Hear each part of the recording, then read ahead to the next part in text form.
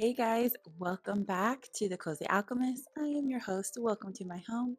I am Ashley, and we are going to get into some of the graphic novels that I got. If you saw my last video a while ago, where I did this huge library haul during the month of November because I was stressed. And for good reason as well, but nonetheless, I was stressed, and so I was like, we're gonna read graphic novels, try some manga and comic books. And so I have a mix of those, a few of those. Here today, we're going to go over some of them, and I look forward to making many more videos just like this. If these videos are helpful to you and you're actually finding yourself interested in graphic novel or just needing a palette cleanser and these videos are helpful, please make sure you like and subscribe and leave a comment below so that I know that this is beneficial to someone out there. If not, I'm still going to keep making them because I love doing this. But nonetheless, let me know in the comments below if this is something that has been beneficial to you, if you picked up a few graphic novels, comic books, or manga based on them, or maybe it just piqued your curiosity in what's out there in the graphic novel world. Anyways, let's get right into it with some of the graphic novels I've read, my ratings on them, and what they're about. Before we keep going, I definitely want to give a shout out to Magic Hour. I have been a drinker of Magic Hour tea for such a long time. I absolutely love, one, their packaging is immaculate. I mean, guys, come on, it's beautiful. It's giving me witchy in my cupboard, pulling this out, making potions, and then drinking under a full or new moon. Okay, but this one is actually my favorite. This is the Goddess of Earl Grey, and this is a line that they have. And this one is Lavender London Fog. So I have had London Fog before. I've had lavender teas, but I've never had Lavender London Fog before. And so I absolutely love this. This is one of my favorites. Again, the packaging is just divine. Thank you to Magic Hour for allowing me to be an affiliate with them. And if you are interested in having some of their tea, I will link everything in the description box below, or you can scan the QR code somewhere on the screen. Editing Ashley will put it there. And every little bit helps out my family and the ability for me to continue making videos, and also for us to have some fun and hang out. So without further ado, we're going to continue with the video. Okay, so we are going to start really strong with the Wingbearer. I absolutely enjoyed this. The art there's like a mix of like realism, and I love mixed art. I just absolutely loved it. And the story was so endearing. So this is actually considered a young youth or children's graphic novel, but it packed a punch. I devoured this, and I am looking forward to the second book. I will go ahead and put this out there. I looked it up, and I see that the second book, I believe, has a different illustrator. So the designs that I fell in love with here are going to be different in the second book, but you know, we're open to changes. It's going to be okay. Let's get into what Wingbearer is about. So we meet our main character, Zuli, and she is in this spirit realm on a tree where birds come after they die, and then they leave again when they're going to be rebirthed or come back into the regular world. Zuli has no idea what she looks like. She's never been around any other humans, and she is quite curious about the world outside of this amazing magical tree where she just spends her days happy, carefree, and safe. Eventually, they start realizing, her and the other spirit guides or birds realize that the leaves that hold the spirits of the birds after they pass away are slowly dying and falling off, and therefore birds are not giving a chance to live again. And so they are trying to figure out this mystery, and what this entails is Zuli having to go on an adventure and coming back into the real world, or the non-spiritual world, the world where we are. And when she does, she is in for a surprise, as many years has gone by because time is different, and she runs into several different people. She's learning to trust. She's learning what the world is. She's had all of these imaginations of what the world must look like, and unfortunately, not many of them are lining up with what she thought. And so it is just her journey. And there is a twist in this that had me gasp at the end.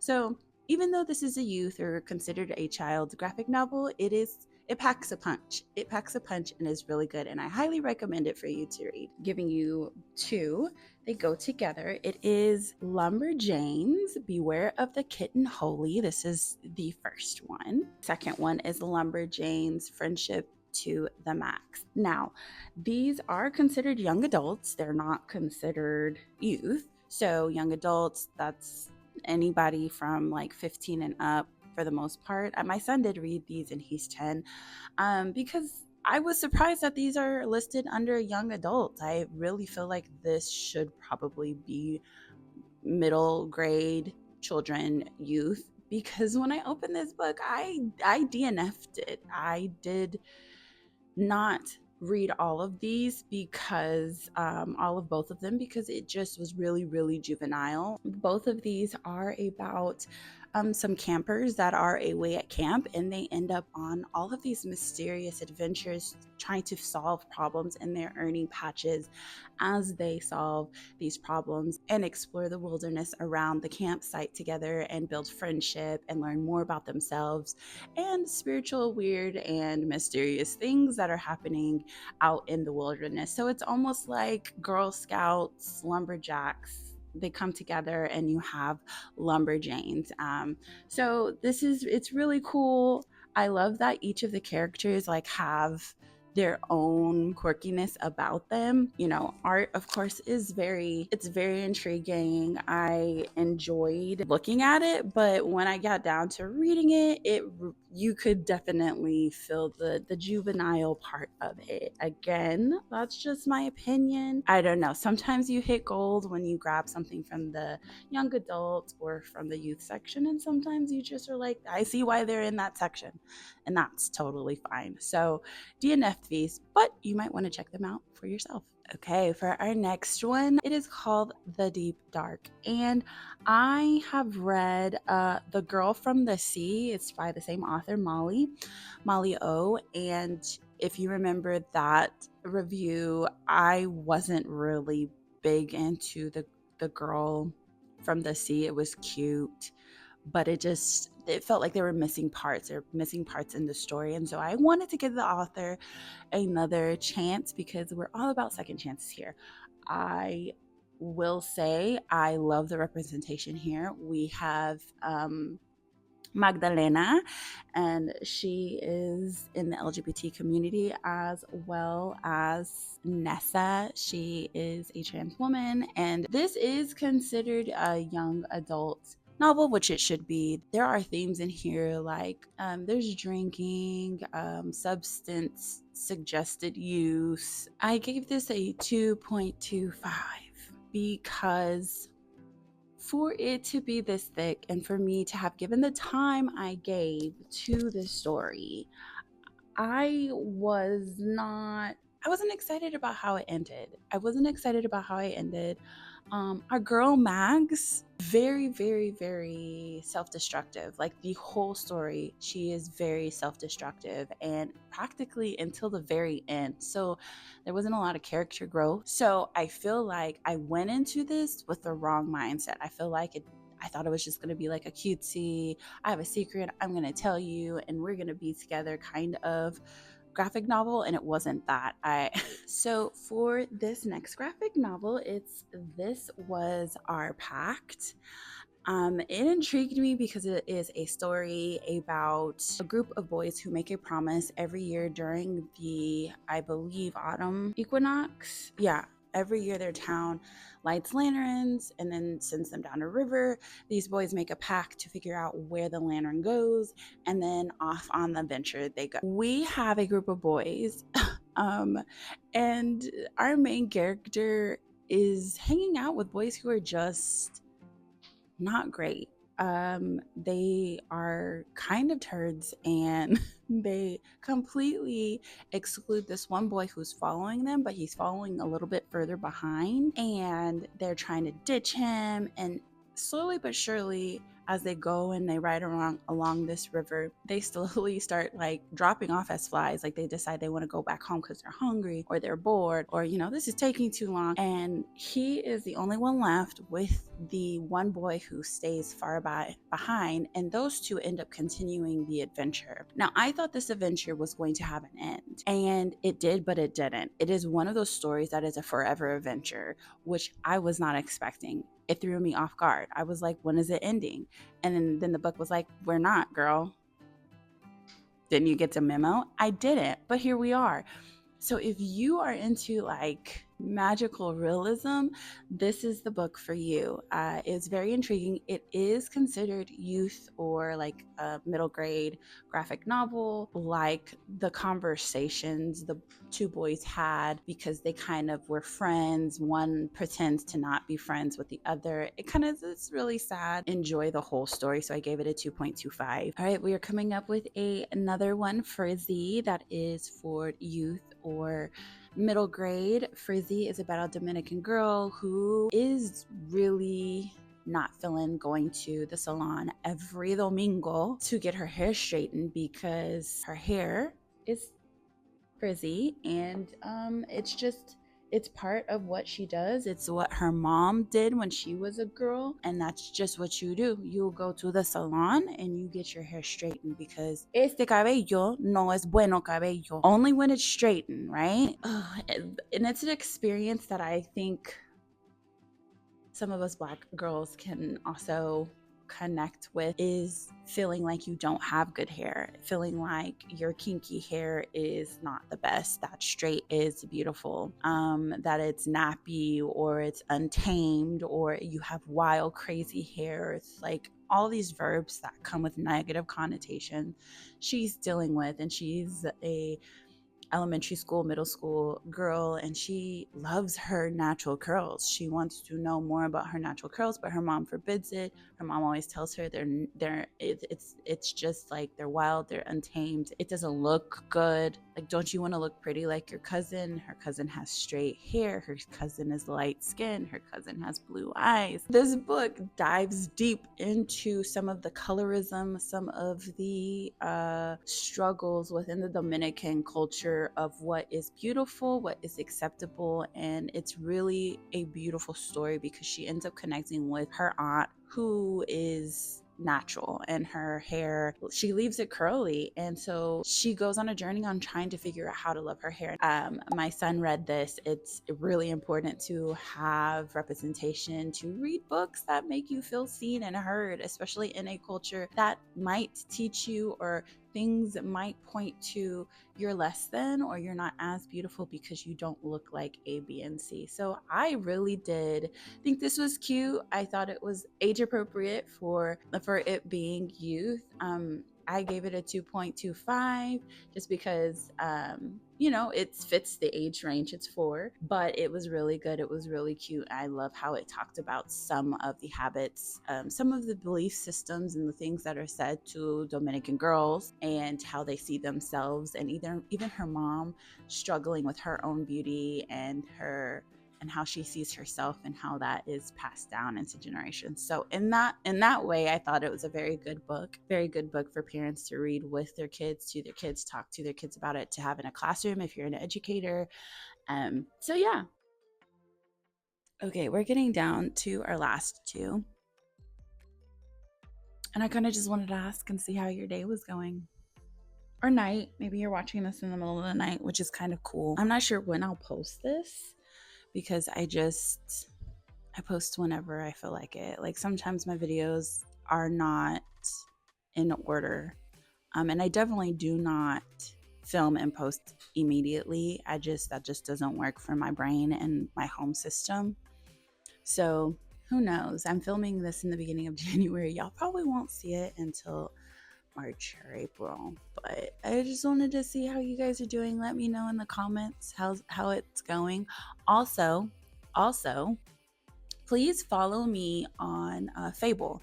I'm on Fable, so that way you can see in real time if that is more your cup of tea. You want to know what I'm reading, what I'm finishing, what I'm currently stuck on, what book I'm currently stuck on, if I'm reading a novel. Follow me on Fable. I will put the QR code somewhere around here. Editing Ashley, she'll do that magic for me. And let's follow each other on there.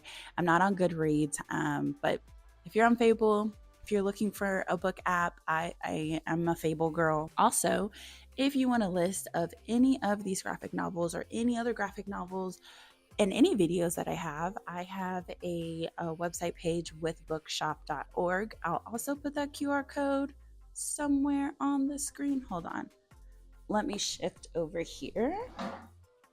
So now it can be on either side. Editing Ashley. All right, so we are now getting into, this is considered adult graphic novel, and this is called Crushing. Now this is a very interesting graphic novel. I grabbed it because I just saw the crushing and I thought that was cute. But this is a silent graphic novel, and it is about two characters who live in a very busy city and who are trying to figure out what love is. And I will say, I don't know, I wasn't sure how I would feel about not having words, but I mean, we grew up with picture books. Like, it's not that difficult to get a book and look at pictures and understand the story behind it. But I like that. I like that it was different. I like that it, the illustration reminded me of Curious George illustration and the Madeline reminded me of, is it Madeline? I don't remember the name, but you know the girl who was like at an orphanage. That girl, that's what the drawing reminded me of. So it was kind of like giving me inner child, like soothing. But the story is really, really cute. I think this is a good palette cleanser if you have just read a bunch of books and you need something to kind of just be easy. I gave it a 2.25. I've been giving a lot of 2.25s. I didn't hate any of these books. It just happened to come out that way. So anyways, if you were looking for something interesting, go ahead and check out Crushing. And then for our last one, that very much I feel like ties to the tea that I'm drinking today, because it's just so good. Okay, Thirsty Mermaids. Now I'm gonna go ahead and tell you, I gave this 5. I give this 5 stars. I give it 5 stars. I was not sure because I saw someone mention it. I saw someone talk about it on Fable. Yeah, I saw it on Fable, and it is an adult graphic novel, so this is for adults. Please do not get this and give it to teens or kids, even though it's about mermaids. It is about 3 mermaids who decide after a night of drinking they want to drink some more. They want to risk it all, and they want to go up to the surface and drink some more with some humans. So one of them does magic and is like, hey, let's give each other legs and like go up there. So they give everybody legs, and then they go up and they just drink away, and it's a tourist spot and area, so they're just having the time of their life. And then they wake up the next morning with horrible hangovers, and the mermaid who gave them all legs then realizes they have no idea how to turn them back into mermaids. And so there ensues the problem, as they are stuck in human bodies and having to live human life, get a job, figure out where to live, put on clothes because they're mermaids. What are those? Pay for things. And so I fell in love with the 3 mermaids. I thought the art was so good. I'm trying to find one because, like I said, mermaids, no clothes. But they're just hilarious. It's chaotic, it's heartwarming. They make a friend, they learn about themselves more as individuals because they have to do things they've never done before.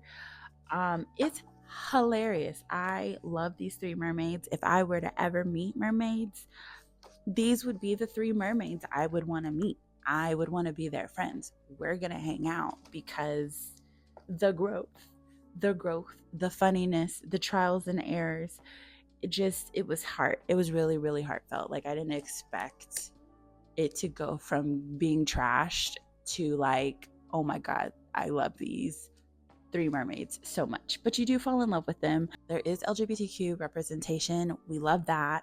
And it was really good. So I highly suggest, if you're looking for a giggle, if you're looking for something a little bit different, a little bit edgy, check this out. It's really good, and I had so much fun reading it. I definitely want this to be a graphic novel that exists in my home. All right, well, those are the graphic novels that I read. I hope one of these interests you or caught your attention. I love sharing graphic novels with people. I think there needs to be more people who talk about graphic novels, especially on the YouTubes. Maybe I'm not seeing it, but I love to join into the conversation if it's already happening somewhere on these YouTube nets. But let me know if you agree with any of the ratings I gave these, if something interests you, or if you have recommendations for anything you think I might like, because I gave the ones 5 stars that I did. Don't give me recommendations if I gave it 2.5, unless you think I would like it more, which could happen. I'm all here for suggestions. Let me know. Thank you so much for stopping by and hanging out with me in my home. I always have fun with you. It's a joy. Don't be a stranger. Leave a comment below. And hey, I'll see you next time. Bye.